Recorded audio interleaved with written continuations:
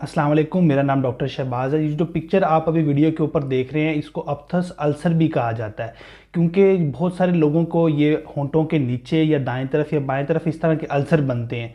जहाँ तक मेडिकल की बात है तो ये काफ़ी सारे इश्यूज़ को इसके साथ कोरिलेट किया जाता है। कुछ लोग कहते हैं कि रिसर्चेस कहती हैं कि ये गैस्ट्रिक डिस्टर्बेंस तजाबियत की वजह से होती है, और जो कुछ अथेंटिक जो है वो ये बताती हैं कि ज़्यादातर उन लोगों के अंदर जिनके अंदर फोलिक एसिड या मल्टीविटामिन की डेफिशिएंसी हो तो ऐसे लोगों के अंदर हो जाती है।